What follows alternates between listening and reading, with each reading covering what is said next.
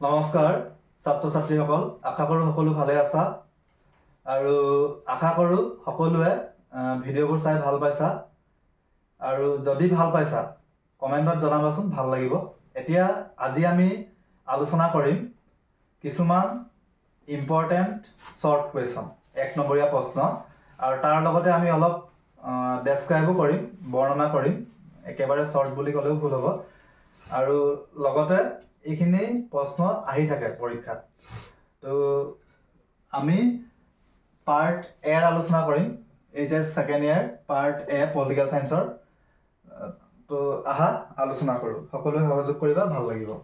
প্ৰথম প্ৰশ্নটো হৈছে নাটো অৰ্থাৎ উত্তৰ আটলান্টিক চুক্তি গঠন কৰিছিল কোনখন ৰাষ্ট্ৰই?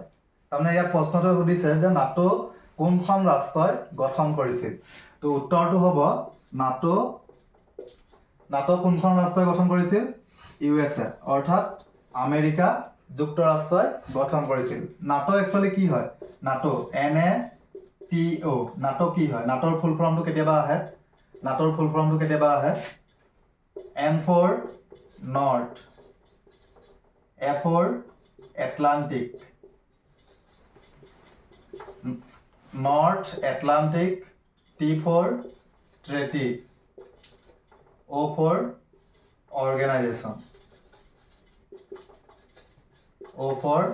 Organization, এতিয়া আমি জানিব লাগিব নাটো কি হয় বা আমেৰিকা যুক্তৰাষ্ট্ৰই নাটো কিয় গঠন কৰিছিল। প্ৰথম কথাটো হ'ল যে নাটো হৈছে এটা সামৰিক মিত্ৰজোঁট অৰ্থাৎ মিলিটাৰী এলায়েন্স। নাটো 1949 চনত গঠন কৰা হৈছিল আৰু নাটো হৈছে এটা সামৰিক মিত্ৰজোঁট। কেতিয়াবা প্ৰশ্ন আহিব পাৰে যে নাটো কি হয়? নাটো হৈছে এটা সামৰিক মিত্ৰজোঁট আৰু এই সামৰিক মিত্ৰজোঁটৰ উদ্দেশ্য আছিল যে আমেৰিকা যুক্তৰাষ্ট্ৰৰ বা এই নাটোত স্বাক্ষৰ দান কৰা ৰাষ্ট্ৰবিলাকে যাতে কোনো ধৰণৰ ঘাত প্ৰতিঘাতৰ সন্মুখীন হ'ব লগা নহয় বা বহিৰাষ্ট্ৰৰ আক্ৰমণৰ বলি হ'ব লগা নহয়, বা যদি কোনোবা বহিৰাষ্ট্ৰই যদি আক্ৰমণ কৰে তেনে পৰিপ্ৰেক্ষিতত এই নাটোত অন্তৰ্ভুক্ত ৰাষ্ট্ৰসমূহে সেই ৰাষ্ট্ৰখনক সামৰিক ক্ষেত্ৰত সহযোগিতা আগবঢ়াব। ঠিক আছে? তো নাটো কি হয় ফুল ফৰ্ম আহিব পাৰে, নাটো কি হয় সেইটো আহিব পাৰে, সামৰিক মিত্ৰজোঁট, আৰু লগতে আহিব পাৰে নাটো কেতিয়া স্বাক্ষৰ কৰা হৈছিল। তো এইটো চাই থ'লে ভাল হ'ব, চাই থ'বা। 2 নম্বৰ প্ৰশ্নটো হৈছে ৱাৰছ চুক্তি কেতিয়া স্বাক্ষৰ কৰা হৈছিল? ৱাৰছ চুক্তি কেতিয়া স্বাক্ষৰ কৰা হৈছিল? ইয়াৰ উত্তৰটো হ'ব ৱাৰছ চুক্তি 1955 চনত স্বাক্ষৰ কৰা হৈছিল। আৰু ৱাৰছ চুক্তিত কোনবিলাক ৰাষ্ট্ৰ আছিলে? এতিয়া আমি প্ৰথমতে পালো যে নাটো 1949 চনত স্বাক্ষৰ কৰা হৈছিল। আৰু এই নাটোৰ পৰা আহিব লগা নাটোত আছিলে আমেৰিকা যুক্তৰাষ্ট্ৰৰ নেতৃত্বাধীন ৰাষ্ট্ৰবিলাক, আৰু ৱাৰছ চুক্তিত আছিলে ছোভিয়েট সংঘৰ নেতৃত্বাধীন ৰাষ্ট্ৰবিলাক, অৰ্থাৎ সমাজবাদী আদৰ্শৰ ৰাষ্ট্ৰবিলাকে কি চাইন কৰিছিলে? ৱাৰছ চুক্তি চাইন কৰিছিলে। আৰু ৱাৰছ চুক্তিৰ এটা মূল উদ্দেশ্য আছিল যে নাটোৰ পৰা আহিব পৰা বাধা বা আক্ৰমণক প্ৰতিহত কৰাটোৱে আছিলে ৱাৰছ চুক্তিৰ প্ৰধান উদ্দেশ্য। তো ৱাৰছ চুক্তি স্বাক্ষৰ হৈছিলে 1955 চনত, আৰু এই চুক্তিত সমাজবাদী আদৰ্শৰ অৰ্থাৎ ছোভিয়েট সংঘৰ নেতৃত্বাধীন ৰাষ্ট্ৰবিলাক আছিল। আৰু ৱাৰছ চুক্তি গঠনৰ এটা মূল উদ্দেশ্য আছিল যে নাটোৰ পৰা আহিব পৰা বাধা বা আক্ৰমণ প্ৰতিহত কৰা। এতিয়া আছে 3 নম্বৰ প্ৰশ্নটো হৈছে, কেতিয়াবা এনেকৈও সুধিব পাৰে যে পেৰেষ্ট্ৰইকা আৰু গ্লাছনোষ্ট এই দুটা নীতি কোনে প্ৰৱৰ্তন কৰিছিল? তো এই দুটা নীতি প্ৰৱৰ্তন কৰিছিল মিখাইল গৰ্বাচেভে। পেৰেষ্ট্ৰইকা আৰু গ্লাছনোষ্ট এই নীতি দুটা বা এই সংস্কাৰ নীতি দুটা গ্ৰহণ কৰিছিল মিখাইল গৰ্বাচেভে। কিয় গ্ৰহণ কৰিছিল? কাৰণ তেওঁ বিচাৰিছিল ছোভিয়েট সংঘৰ পৰিৱৰ্তন, আৰু পৰিৱৰ্তন আনিবৰ কাৰণে তেওঁ সেই নীতি দুটা গ্ৰহণ কৰিছিল। 4 নম্বৰ প্ৰশ্নটো হৈছে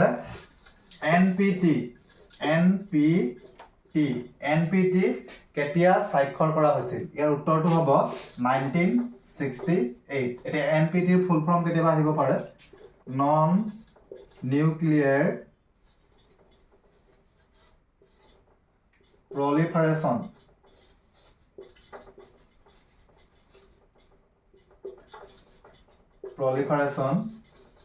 treaty এটো ফুল ফৰ্ম আহিব পাৰে আৰু কেতিয়াবা আহিব পাৰে যে কেতিয়া স্বাক্ষৰ কৰা হৈছিল 1968 ত আৰু এটা প্ৰশ্ন প্ৰায় আহি থাকে বাৰ্লিন দেৱাল কেতিয়া ভংগ কৰা হৈছিল বাৰ্লিন দেৱাল ভংগ কৰা হৈছিল 1989 চনত 1989 চনত তাৰ পৰা আৰু এটা প্ৰশ্ন সোভিয়েট সংঘ কেতিয়া ভংগ হৈছিল সোভিয়েট সংঘ ভংগ হৈছিল 1991 চনত এতিয়া 7 নম্বৰটো ৰাছিয়াত সমাজবাদী বা সাম্যবাদী বিপ্লৱ কেতিয়া হৈছিল 1917 চনত তাৰপৰা আৰু এটা প্ৰশ্ন আহি থাকে কিউবান ক্ৰাইচিছ কেতিয়া সংঘটিত হৈছিল কিউবান ক্ৰাইচিছ সংঘটিত হৈছিল 1962 চনত তাৰপৰা আৰু প্ৰশ্ন আহিব পাৰে চীনে ভাৰত কেতিয়া আক্ৰমণ কৰিছিল চীনে ভাৰত আক্ৰমণ কৰিছিল 1962 এই দুইটাই লগতে থকা কাৰণে মই লগতে দি দিছো মনত থবলৈ সুবিধা হ'ব তাৰপৰা আৰু এটা প্ৰশ্ন প্ৰায় আহি থাকে 10 নম্বৰ প্ৰশ্নটো হৈছে